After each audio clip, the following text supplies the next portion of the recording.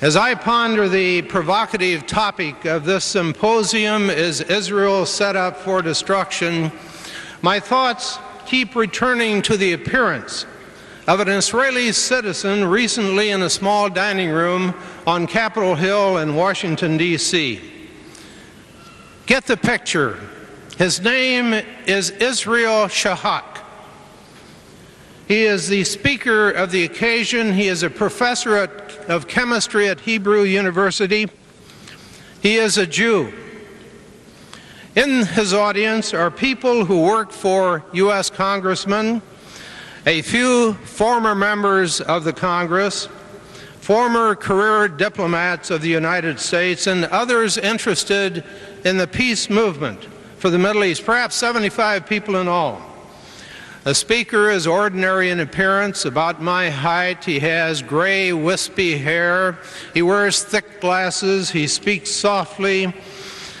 The noise from the adjoining dining rooms make it very difficult for any of us to hear what he has to say, but his words are well worth straining to hear. He is remarkable. He knows adversity and fear as do few people on earth. He is a survivor of one of Adolf Hitler's death camps for Jews, a survivor of the Holocaust, himself a Jew, and in his words, a law-abiding citizen of Israel. No one will accuse him of being anti-Semitic.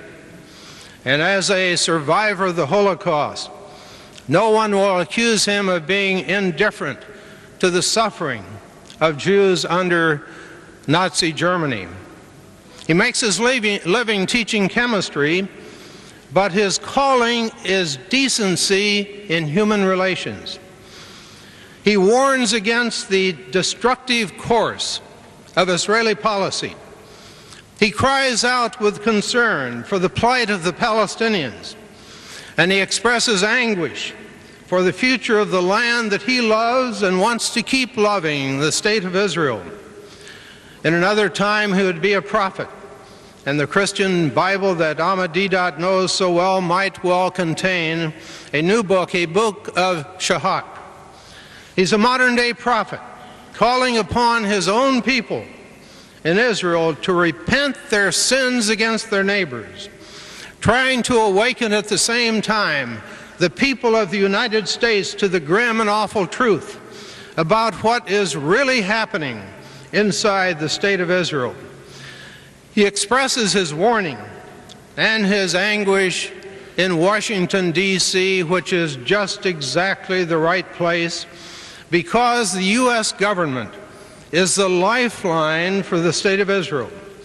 Therefore, the people of America should know the reality of the Middle East, because they must accept the blame, much of the blame, for what is happening in Israel, because they are indeed the lifeline without which Israel could not survive.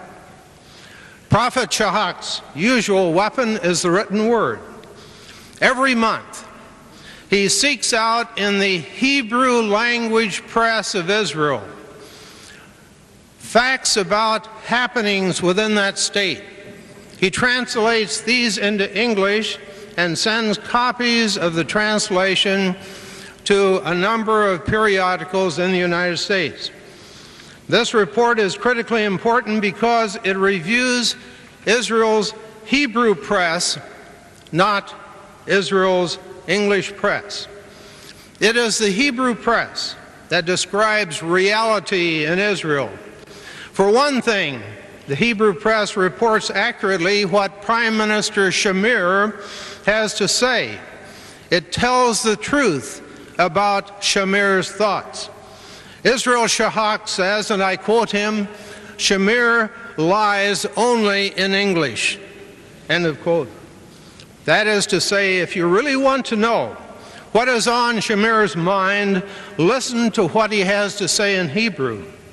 The English press in Israel is tailor-made for foreign consumption, designed mainly for the people of the United States, to support and reinforce the powerful effect of Israel's lobby in the United States, where all that is good about Israel is emphasized and exaggerated, and all that is evil is ignored or rationalized. In contrast, the Hebrew press in Israel tells it like it is.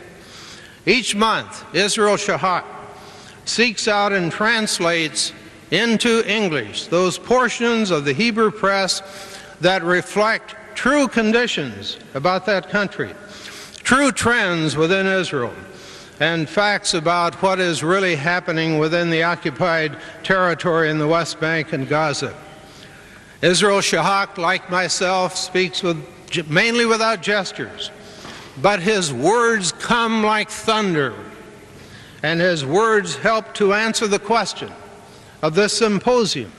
That very fundamental and searching question: is Israel set up for destruction? Or more precisely, perhaps, is Israel setting itself up for destruction?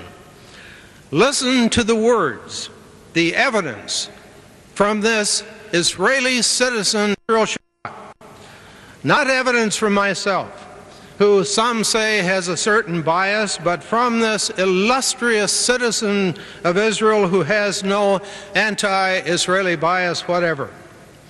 Listening to Israel Shahak speak and reading his commentaries, one cannot miss towering evidence of self-destruction. Working within Israel's Jewish citizens are forces that are literally shaking society to its very roots. If Israel is set up for destruction, the forces of greatest menace to its survival come from within and are largely Israel's own making. Israel Shahak draws somber and sobering parallels between events in Nazi Germany in the 1930s and what is happening within Israel today.